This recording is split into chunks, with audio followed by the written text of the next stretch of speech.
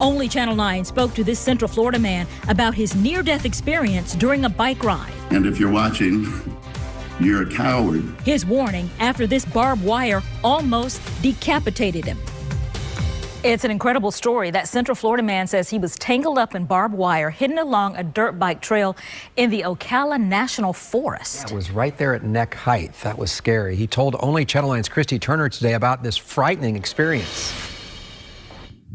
It was a millimeter or two away from death, so I do consider myself very lucky. It was a close call for Scott Johnson while riding his dirt bike in the Ocala National Forest earlier this month. Just riding along, and I mean, like... He says he was clotheslined off his dirt bike. I fully expected to look up and see a vine. But it was barbed wire. It was tied from tree to tree. Johnson says it was strung at neck height. Barbed wire, unbelievable. Look at this. Look at this. This is cell phone video his friend took right after. This is evil. This is straight evil. Unbelievable. I could have died. We blurred the pictures of Johnson's injuries because they're too graphic. I got emotional when I started thinking about the possibility of not having the chance to say goodbye to my wife. That if I bled out on that trail. Johnson says he was riding around 15 miles an hour on a trail deep into the woods. He says he fears what would have happened if he was going any faster. We were just doing about 45, 50 miles an hour minutes before that. Pretty sure I wouldn't be here if that was something like that. He reported the incident to law enforcement and also took to social media to warn others. This could be someone else's child. We have fathers who take their 13-year-old kids out on these bikes, on these trails. Johnson says it was dangerous and deliberate. There's no intent for that other than to try to kill somebody. So whoever did this is evil. And if you're watching, you're a coward. In Ocala, Christy Turner, Channel 9 Eyewitness News. Maliciously placed barbed wire traps on trails. Hidden dangers aimed indiscriminately at children and adults alike.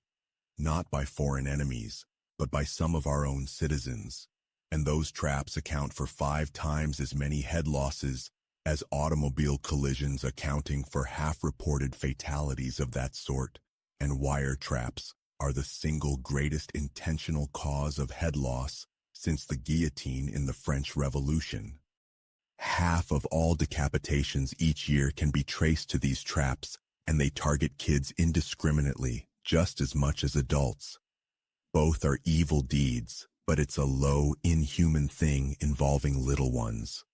One may justify ignoring this by thinking bikes and trails aren't a part of my lifestyle.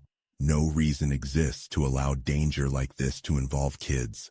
The numbers don't even fully reflect recent years. 2023 and 2024 remain uncounted.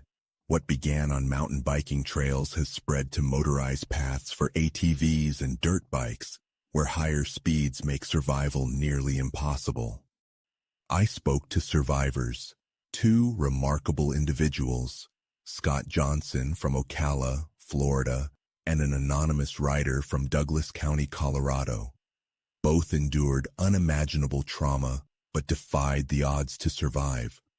Out of over 1,000 reported deaths annually, they are among the few lucky enough to tell their stories. Astonishingly, the only 2 above ground I could find, and only one of them still has the power of speech. I couldn't just stand by. That's why I'm expanding my neck saver bike shields to protect motorbike riders too. These shields are designed to save lives and will be patented and shared with the public as soon as possible. Because no one, child or adult, should face this kind of danger on our trails.